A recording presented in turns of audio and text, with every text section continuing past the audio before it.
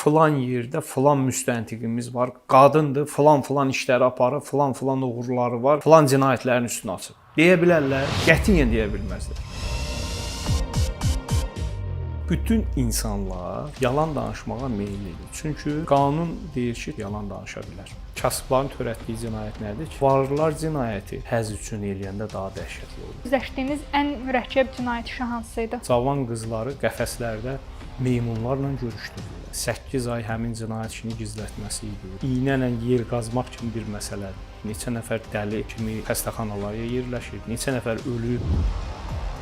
İndiki ağlım olsa o həbs elədiyim adamların yarısını buraxardım. Hesab edirsiniz ki, bütün qanunlar ədalətlidir. Xeyr. Mənim üçün dünyada ədalət anlayışı yoxdur. Zabit o meşəni qırıb evinə aparmayıb ki, əskərin donmaması üçün gətirib yandırıb da orada. Qanunu tətbiq eləyəndə hiss edirsən ki, burada ədalət tərəzisi pozulur. Səhvsiz adamlar hamısı qəbir salmaqdadır. Hakimi göstərir, deyir 10.000 alan, 10 qəpik alana hökm çıxardır. Müşfiq bəy, hazırda yalan danışan insanlar çoxdur və müstəntiqi aldatmağa çalışan insanlar da çoxdur. Müstəntiqin yalan danışan insanlara qarşı mövqeyi necə olur? Necə davranır onlarla? Ləman xanım, belədir də, müstəntiq ümumiyyətlə cinayət işi qaldırandan sonra orada həm təqsirləndirilən şəxslər, zərər çəkmiş şəxslər, şahidlər gəlir ifadə verir. Ümumiyyətlə, müstəntiqin vətəndaşın özünü çağırması vətəndaşda bir həyəcan yaradır. Başlayır kimlərlənsə məsləhətləşməyə, danışmağa. Tutaq ki, deyir ki, sabah mənə müstəntiq çağırıb. Nəyi nə cür demək lazımdır? Həqiqət bəzən qalır kənarda, şəxs başlayır özünü müdafiə xarakterli bir ifadə çərçivəyə salmağa ki, mən bunu sabah belə deyəcəm. Və o gəlir müstəntiqin yanına, müstəntiq başlayır onu danışdırmağa. Bütün insanlar yalan danışmağa meyillidir. Çünki müəyyən maraqlar var. Cinayət işlərində bu ümumiyyətlə hiss olunur. Xüsusilə təqsirləndirilən şəxslər. Təqsirləndirilən şəxs başlayır ifadə verməyə, o ancaq anket məlumatlarını düzləyir. Və ondan sonra başlayır özünü müdafiə xarakterli ifadələr verməyə, yalan uydurmağa, özünü sudan təmiz çıxartmağa. Müstəntiqin peşəkarlığı da bundan irəli gəlir.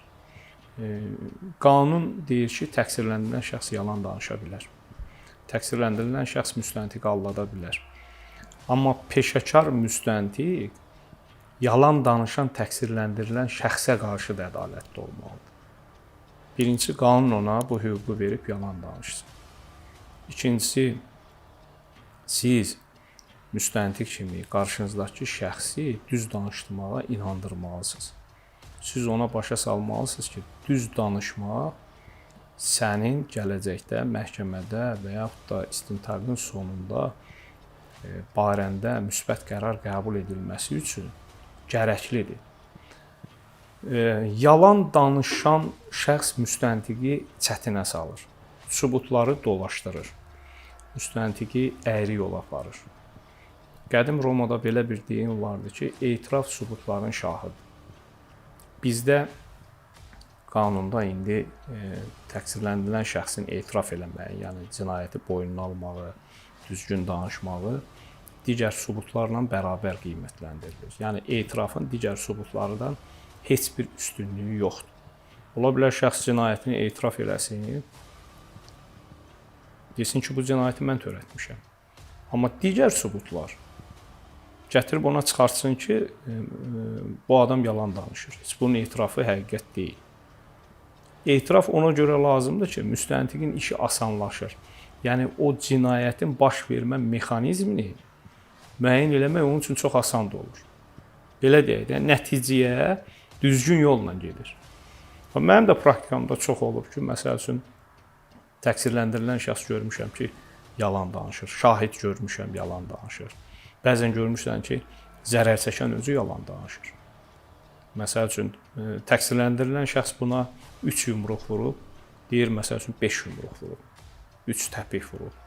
Və yaxud da bəzən görürsən ki, oğurluq olur, zərər çəkmiş şəxs oğurlanan pulun məbləğini düzgün demir. 1000 manatını götürüblər, deyir, mən, məsəl üçün, 5000 manat pulum götürülüb. Yəni, müstəntiq hər bir halda qarşısındakı insanı insanın yalan danışmaq ehtimalını unutmamalıdır. Amma yenə deyirəm ki, yalan danışan şəxsə qarşı da mövqeyində qərəz olmalı deyil. Zərər çəkən, şahid, bunların yalan danışmaq hüququ yoxdur. Ona görə də müstəntiq onları dindirməmişdən qabaq yalan ifadə verməyə görə məsuliyyət barədə xəbərdar edir və onlara qol çəkdirir. Və həmin imzadan sonra həmin şəxslərin yalan ifadə verməsi cinayət məsuliyyətinə səbəb olur. Amma təqsirləndirilən şəxsə bu barədə heç bir xəbərdarlıq edilmir. Ümumiyyətlə, yəni yalan danışmaq onun hüququdur. Amma müstəntiqi aldatmaq istəyənlər çoxdur. Bəs peşəkar yalan danışan insanla qarşılaşmısınız? Sizi çətinə salıb? O çox olub, hədsiz çox olub. Nardaranda bir iş var idi. Orada şəxs öz dostunu bıçaqlamışdı. Məsəl üçün ilk əvvəl ifadə verirdi ki, hadisəni filan yerdə törətmişəm. Amma sonradan məlum oldu ki, hadisə tamam başqa ünvanda baş verir. Və yaxud hərbi prokurorluqda işlədiyim dövrdə olub. Yəni gizir heyətindən, zabit heyətindən yalan danışanlar olub. Yəni indi konkret xatırlamadığım faktlar da var. Amma biz həmişə çalışırdıq ki, yəni bu məsələyə loyal yanaşaq. Yəni qərəz nümayiş elətdirməyək. Heç olub ki, günahkarın kim olduğunu bildiyiniz halda sübut tapa bilməmisiniz? Qətiyyən elə bir şey ola bilməz. Ümumiyyətlə mənim praktikamda elə bir şey olmuyor. Biləsən ki, günahkar cinayət edən filan kəsdir, amma ona qarşı sübut tapa bilməyəsən. Bütün cinayətkarlar istəyir hadisə yerində, istəyir digər hərəkətlərində müstəntiq üçün ipucuları buraxır. Professional müstəntiq, peşəkar müstəntiq çalışıb həmin ipucularından yapışıb cinayətkarı aşkar eləyir. Yəni praktikamda elə bir şey olmayıb və ona da rast gəlməmişəm ki, hamı bilsin ki, cinayətkar filan kəsdir, ona qarşı sübut tapmaq olmaz. Mümkün deyil bu. Fəaliyyətiniz dövründə üzləşdiyiniz ən mürəkkəb cinayət işi hansı idi? Mən bu haqda -4 əsərində də yazmışam. Bir qadının öz həyat yoldaşını qətlə yetirib 8 ay həmin cinayət işini gizlətməsi idi. Bununla bağlı mətbuata mütəmadi açıqlama da vermişəm, kitabda da qeyd eləmişəm. Orada məsəl üçün işin çətinliyi ondan ibarət idi ki, qadın özü xəsarət almışdı. Ərinə xəsarət yetirərkən, ərini qətlə yetirərkən özü də xəsarət almışdı və cinayətin kənar şəxs tərəfindən törədildiyini iddia edir. Bəs cinayət işinin üstünün açılmasına necə nail oldunuz? Uzun müddət istintaq getdi. Həmin qadının telefon danışıqlarını biz məhkəmənin qərarına alıb biz dinləməyə qoymuşduq. Müstəntiqlik belədir də, orada iynə ilə yer qazmaq kimi bir məsələdir. Yəni sən qaza-qaza gedib istədiyin nəticəyə nail olmaq. Sənin istədiyin nəticəyə yox, real, obyektiv hadisənin aşkara çıxarılmasına nail olmalısan.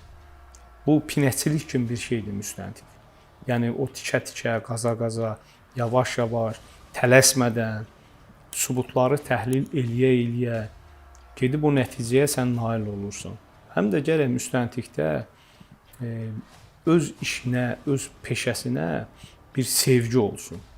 Sevgi olmasa iş xətrinə, iş aparmaq xətrinə istintaq aparmaq bu nəticəyə nail ola bilməyəcəksən. Amma müstəntiq də var ki, üzr istəyirəm, hamamda çiməndə də apardığı istintaq barədə fikirləşir. Müstəntiq sualları elə verməlidir ki, qarşındakı adam hiss eləməlidir ki, qarşımda oturan müstəntiq professionaldır, işini biləndir. Üstünlük müstəntiqin tərəfində olmalıdır. Yox, cinayətkar görürsə ki, müstəntiq savadsızdır, heç sualları düzgün qoya bilmir, qanundan xəbəri yoxdur. O daxilində artıq bir üstünlük hüququ əldə edəcək. Və o başlayacaq müstəntiqi dolamağa. Nə olsun ki, müstəntiqin paqonu var? Nə olsun ki, müstəntiqin vəzifəsi var, rütbəsi var, səlahiyyəti var. O cinayətkar hiss eləyəcək ki, bu müstəntiq bişmiş adam deyil. Yəni peşəkar deyil. Hazırlaşmayıb sualların qoyuluşuna. İşdən xəbəri yoxdur. Şahidlərin ifadəsini təhlil eləməyib. Məsəl üçün çağıracağınız adama verəcəyiniz sual işin içində olan digər ifadələrin təhlilindən irəli gəlir. Mən hansı suallar verməliyəm? Tam dindirdim, qurtardım. Tutaq ki, birdən yadınıza düşür ki, bu gedəndən sonra. İşin içində bunun qonşusunun belə bir ifadəsi var. Orada bunun adını çəkib ki, filan saatda bunu görüb. Amma siz o sualı verməmisiniz buna. Filan saatda siz hardaydınız? Və ya filan yerdən keçmişdinizmi? İndi məcburiyyətdən siz o adamı bir də geri çağırmalısınız. Və professionallıq budur. Epstein işini bir müstəntiq kimi necə dəyərləndirirsiniz? Valla indi bütün dünya Epstein məsələsindən danışır. Azərbaycanda bu məsələ dünyada olan rezonans doğuran bir fakt kimi hələ ki elə bir rezonans doğurmuyor. İnsanlar nəsə buna biganə yanaşır. Əslində bu işin özü çox mürəkkəb və təhlil tələb edən işdir. İndi məsəl üçün orada deyirlər ki, uşaqlar cinsi istismara məruz qalır, uşaqlar qətlə yetirilib, onların əti yeyilib. Bunun üçün sübutlar lazımdır. Məsəl üçün hansısa video görüntünün yayılması, tutaq ki, orada uşaqların iştirak eləməsi, hələ bu kiminsə orada cinayət törətməsi demək deyil. Zərər çəkənlər olmalıdır. Bu zərər çəkənlər kütləvi olmalıdır. Bir nəfərin məsəl üçün çıxıb hansısa bir ifadə verməsi hələ bu kütləvilik demək deyil. Orada birinci növbədə əgər kimlərsə qətlə yetirilibsə, mütləq meyitlər aşkar olunmalıdır. Hüquqda, yəni cinayət hüququnda da belə bir şey var. Bu müstəntiqlər arasında da yayılıb. Meyit yoxdursa cinayət yoxdur. Tutaq ki, arvadı qətlə yetirib. Şayələr gəzir ki, arvadı tərəfindən, əri tərəfindən və ya qətlə yetirilib. Meyit hardadır? Ona görə müstəntiqlər ilk növbədə meyidi müəyyənləşdirməlidir ki, meyit hardadır? İndi həmin işlərdə də Epstein adasında tutaq ki, orada məsəl üçün yəqin ki, indi qazıntı aparılacaq, hansısa formada indi onların da müəyyən sübutları var və ya bəlkə də tapıblar, hələ aşkara çıxartmırlar. Meyitlər aşkar olunandan sonra məlum olunacaq ki, burada uşaqlar qətlə yetirilib. Və yaxud da onların ətinin bir hissəsi yeyilib, bəs digər qalıqları, sümükləri hardadır? Bax, bu məsələlər ona görə kompleks şəkildə təhlil olunmalıdır. Amma hər halda orada nəsə var. İndi məlum olur ki, məsəl üçün Türkiyədə minlərlə uşaq yoxa çıxıb. Ehtimal var ki, bu uşaqlar da həmin adalara aparılıb. Amma dünya bunu güya vaxtında görmürdümü? Yaxşı, bir belə dövlətlərin xüsusi xidmət orqanları var. Bunlar görmürdü bunu. Bunu gizləmək də olmaz axı. Bu əgər orada kütləvi şəkildə cinayət baş verirsə, özə mən sizə bir dənə şey deyim, varlıların törətdiyi cinayətlər daha dəhşətli olur. Kasıbların törətdiyi cinayət nədir ki? Kasıbların törətdiyi cinayət oğurluq, quldurluq, kiminsə soyğunçuluq eləsin, telefonunu götürsün, qaçsın. Acından ölməmək üçün kasıblar cinayət edir. Amma varlılar cinayəti həzz üçün eləyəndə daha dəhşətli olur. Mən Türkiyədə olanda, Türkiyədə bir savcı ilə görüşdüm. Orada o adam Dubayda bir cinayətin şahidi olmuşdu. Çox dəhşətli şeylər danışırdı. Ərəb şahzadələrinin törətdiyi cinayətlərlə bağlı. Siz təsəvvür edin, orada cavan qızları qəfəslərdə meymunlarla görüşdürürlər. Neçə nəfər huşunu itirib, neçə nəfər dəli kimi xəstəxanalara yerləşib, neçə nəfər ölüb. Ona görə yenə deyirəm ki, varlıların törətdiyi cinayətlər daha dəhşətlidir. İndi o boyda varlıların orada cinayət törətməsindən dövlətin xüsusi xidmət orqanlarının, Amerika FBI-nin, İsrail kəşfiyyatının, digərlərinin görə məlumat olmuyor. Əlbəttə ki, olur. Zaman indi tələb edir ki, həmin sənədlər yayılır. Bəs qarşılaşdığımız işlər arasında elə bir hal olub ki, bəzi məqamlar bilərəkdən örtbasdır olunsun. O bəzən deyirlər, Azərbaycanda kimisə öldür, qanı pulundan batır. Vallahi yalan söhbət. O qədər mən imkanlı adamlar görmüşəm ki. Qəsdən adam öldürüb, gedib məsuliyyəti alınıb. İndinin özündədir. Yatır içəridə. Məsəl üçün, Tovuzda mənim yadıma gəlir, bir restoran sahibi var idi. Bir vəkili, məsəl üçün, canını boğazına yığmışdı, getdi, güllələdi, öldürdü. Hamıdan da çox pulu var idi. Bu dəqiqədə, məsəl üçün, cəza çəkir. İndi dövlət var axı, dövlət onda sarsılar. Hər imkanlı adam məsuliyyətdən azad olsa, hər imkanlı adam öldürüb, pulla onu örtbasdır eləsə, vallahi bunlar hamısı cəfəngiyatdır. Bu gün Azərbaycanda yoxdur elə bir şey. Bu günə qədər baxdığımız işlər arasında dünyaya baxışınızı dəyişdirən bir an olub və ya bir iş olub? Öz başıma gələndən sonra dünyaya baxışım tam fərqli olub. Öz başıma gətirilən hadisələrdən sonra, ümumiyyətlə mən prokurorluqdan çıxandan sonra, yəni müstəqil şəxs olandan sonra tam səmimi deyirəm ki, dünyaya baxışım da dəyişib. Mən hesab edirəm ki, bu gün müstəntiq işləyən şəxslər xırda cinayətlərə görə şəxsləri həbs eləməsinlər. Həbs həyatı insana çox böyük mərhumiyyətlər yaradır. Nəinki onun özünə, yaxınlarına, ailəsinə, uşağına, atasına, anasına. Mənim özüm də məsəl üçün hərbi prokurorluqda işləyəndə saysız hesabsız insanlar həbs eləmişəm. Mən az-ağır cinayətə görə, indiki ağlım olsa mən məsəl üçün o həbs elədiyim adamların yarısını buraxardım. Çünki insan cavan olanda, biraz da təcrübəsiz olanda bu həbsə zada meyilli olur müstəntiq. Amma bugünkü ağlım olsa, məsəl üçün onun barəsində həbslə bağlı olmayan qətimkan tədbiri seçərdim. Çünki dünyada ən gözəl şey azadlıqdır.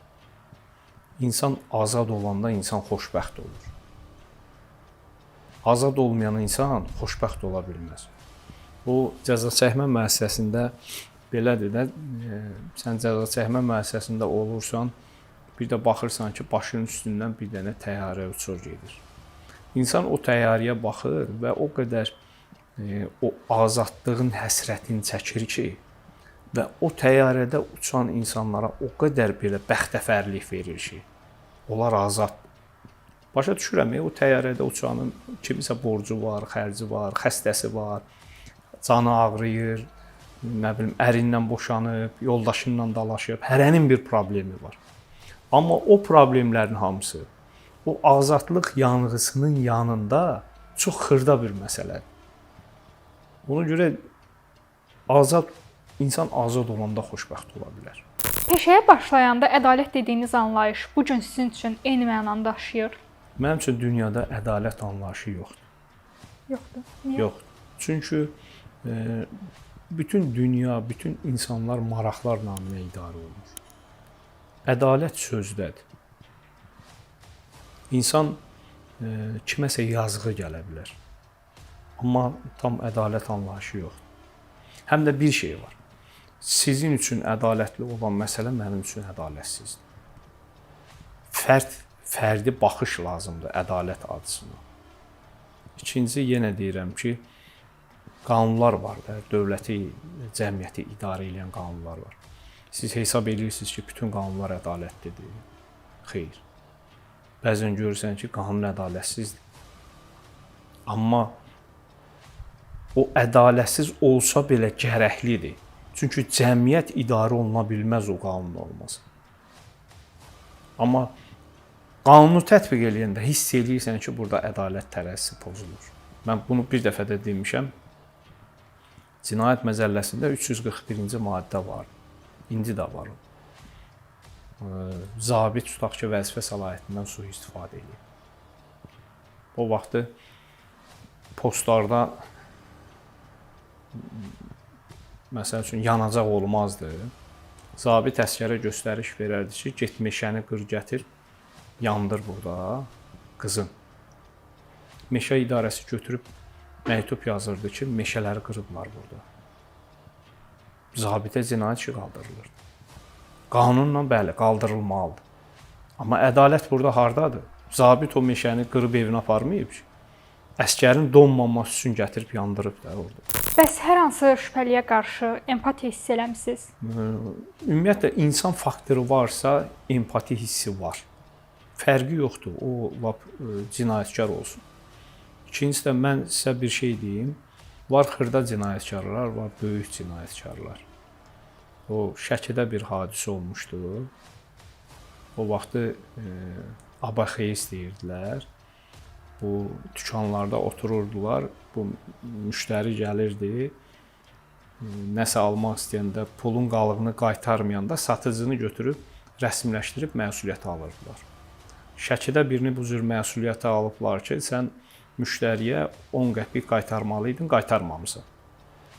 Götürüb ona görə məsuliyyət alıb veriblər məhkəməyə, özünü də həbs eləyiblər. Bunun atası gedib hakimlə danışıb, öz maşınını aparıb satıb, hakimə 10 min aparıb pul verib ki, indi bu uşağı buraxsın. Hakim məhkəmənin sonunda bu uşağa söz verir ki, dur bala görək nə deyə bilərsən, son sözünü deyin. Deyir, yoldaş hakim, mən nə son söz deyəcəm? 10 min hakimi göstərir, deyir, 10 min alan, 10 qəpik alana hökm çıxardır. İndi yenə deyirəm ki, cinayətdən heç kəs sığortalanmayıb. Heç kəs də mələk deyil. Heç bir prokuror, heç bir hakim, heç bir nazir, heç biri mələk deyil. Yəni, bu, elə adamlar var ki, elə vəzifədə olan adamlar var ki, hər gün cinayət edir. Hər gün qrup halında rüşvət almaqla məşğuldur. Amma görürsünüz, o hansısa bir oğrunu mühakimə edir. Ona görə şübhəli şəxsə də yanaşanda insan kimi yanaşmaq lazımdır. Cinayət eləyib, o cəzasını çəkəcək. Amma sən onun şəxsiyyətini təhqir edə bilməzsən. Sən onu alçalda bilməzsən. Sən ona yuxarıdan aşağı baxa bilməzsən. Bəlkə də o kənarda sənin paqonunu söküb, hansısa məclisdə sənlə onu böyür-böyrə qoyanda, bəlkə də o səndən yaxşı oğlandır. Bəlkə də o səndən sədaqətli insandır. İndi hansısa bir şəraitdə cinayət eləyib. Bu o demək deyil ki, sən ona yuxarıdan aşağı baxmalısan. Bu o demək deyil ki, sən ilahi bir insansan. Bu o demək deyil ki, sən çox dırnaqarası böyük bir şəxsiyyətsən. Mən sizə tam əmin edirəm. Bu gün məsəl üçün hüquq mühafizə orqanlarından pensiya çıxan adamlar var. Heç onları nə axtarmırlar, nə itirmirlər. Zamanında vəzifələrinə görə hörmət edən adamlar bu gün məclisdə onları görəndə heç salam vermirlər. Çünki nəyə görə? Artıq o səlahiyyət onlarda yoxdur və onun şəxsiyyəti bir köpüklükdür. Ona görə də şübhəli şəxsə də, təqsirləndirilən şəxsə də daim empati hissi ilə yanaşmaq lazımdır ki, bu insandır. Bu cinayət eləyib öz əməlinə görə cavab verəcək. Amma sən buna kənar bir söz deyə bilməzsən. İkincisi, o qədər insanlar var ki, cinayət eləyib, sonradan islah olunub, cəmiyyət üçün elə yararlı şəxsiyyətə çevriliblər ki, insan ömrü boyu səhv eləyə gedirdi. Mənim bir sözüm var, deyirəm, səhvsiz adamlar bilirsiniz hardadır? Hamısı qəbirstanlıqdadır. Gedin baxın, bu dəqiqə heç birinin səhvi yoxdur. Çünki onlar insan kimi yaşamır, ölüblər artıq. Yalnız ölmüş adam səhvsiz adamdır. Mən buradan çıxım, bəlkə də nahardan sonra hansısa bir səhv eləyəcəm. Siz buradan çıxın, bəlkə də hansısa bir, bəlkə də cinayət eləyəcəyik. Bəlkə də inzibati pozuntuya yol verəcəyik. Yolda gedirsən, maşın, avtomobil idarə eləyirsən. Qarşına, başın telefona qarışar, kimisə vurarsan, həyatdan məhrum eləyərsən. Bəli, sən oldun artıq cinayətkar. Dünənə qədər, məsəl üçün, sənə müəllim deyirlər, xanım deyirlər. İndi bu gün getdin, düşdün barmaqlıq arasına. Bütün taleyin dəyişdi. Bundan heç kəs sığortalanmıyor. Mən də həmişə deyirəm ki, o vəzifədə olan adamlar, mən indi hüquq fakültəsində də dərs deyirəm, öz tələbələrimə də deyirəm. Deyirəm, heç vaxt cinayətkara yuxarıdan aşağı baxmayın. Tale elə gətirər ki, siz də gedər onlarla bir cəza çəkmə müəssisəsində cəza çəkərsiniz. Onda sənə deyər ki, müəllim, filan vaxtı mənim niyə şəxsiyyətimi təhqir edirdi? Tələbələriniz arasında müstəntiq olmaq istəyən var? Ən çox hansı sahəyə yönəlirlər? Tam səmimi deyirəm, bizim oxuduğumuz dövrdəki hüquq fakültəsi ilə indiki hüquq fakültəsi arasında çox böyük fərq var. Fərq nədir? Fərq tək hüquq fakültəsində deyil. Fərq bizim gəncliyimizdədir. Bax, cəmiyyət deqradasiya uğrayıb. Tam səmimi deyirəm. Bugünkü gənclər özlərinə əziyyət vermək istəmirlər. Bizim dövr başqadır. O atalar, oğullar məsələsi var. Atalar heç vaxt oğulları bəyənmir, oğullar heç vaxt ataları bəyənmir. Oğullar deyir ki, atamız bizi sıxır, atamız köhnə fikirlidir. Atalar da deyir ki, oğlum tənbəldir, oğlum əziyyət çəkməyi xoşlamır. Bu zaman-zaman həmişə olur. Amma bugünkü gün doğrudan da bu çox belə bir dövrə gəlmişik ki, mənim həmişə bir sözüm var. Deyirəm ki, əsl şəxsiyyət əziyyətdən keçəndən sonra şəxsiyyət ola bilər. Hazırın naziri insan gəlib şəxsiyyət ola bilməz. Bu gün də məsəl üçün hüquq fakültəsində mən görürəm, birincisi bizim dövrümüzdə qızlar demək olar ki, çox az idi. Mənim 1, 2, 3 qrup yoldaşım olardı, qız, xanım. Amma indi yarıya yarı görürsən ki, qızlar var. Bu əslində yaxşıdır. Amma bir tərəfi də mən bunu qəbul edə bilmirəm. Mən məsəl üçün hüquq mühafizə orqanlarında yəni istəyir prokurorluqda, istəyir polisdə kütləvi şəkildə xanımların cəlb edilməsinin tərəfdarı deyiləm. Niyə? Ona görə yox ki, mən hesab edirəm ki, ayrı seçkilik olmalıdır. Ona görə ki, hər işin bir xarakteri var. Qadını aparıb tikintidə fəhlə kimi işlətmək olar? Xeyr. Görürsüz, bu sualı da onda özünüzə verin. Niyə? Çünki fiziki güc amili var da. Qadın zərifdir. Sən onu aparıb fəhlə kimi işlədə bilməzsən. Müstəntiqdə hüquq mühafizə orqanlarının fəhləsidir. Sən qadınsan, sən gecə saat 2-də, 3-də hadisə olanda, tutaq ki, belə deyək də, yağışın altında bir hadisə olub, insan öldürüblər, qətlə yetiriblər. Gecə çıxıb sən hadisə yerini müayinə eləməlisən. Qadında bu effekt verməyəcək. Mən sizə tam əminliklə deyirəm. Birinci, onun fiziki gücü çatmayacaq. O soyuğa, o qaranlığa, yuxusuzluğa tab gətirə bilməyəcək. Çünki bu Allah insanı elə yaradıb, kişini elə yaradıb ki, kişiyə bir fiziki güc amili verib. Qadından mən hesab edirəm ki, çıxa bilər, məsəl üçün, hakim çıxa bilər. Amma qadını mən müstəntiq kimi heç vaxt görə bilmərəm. Bəs qadınlarda bu maraq nədən yaranıb? İndinin özünə qədər bir dənə, bax, tək götürək Respublika prokurorluğunu və yaxud da Daxili İşlər Nazirliyini. Çıxsınlar, desinlər ki, bax, Respublika prokurorluğunda bizim filan yerdə filan müstəntiqimiz var, qadındır, filan işləri aparır, filan uğurları var, filan cinayətlərin üstünə açır. Deyə bilərlər? Qətiyyən deyə bilməzlər. Çünki o iş onun işi deyil. Onun işi hakim ola bilər, onun işi notarius ola bilər, onun işi vəkil ola bilər yaxşı. Amma müstəntiq ola bilməz, əməliyyatçı ola bilməz.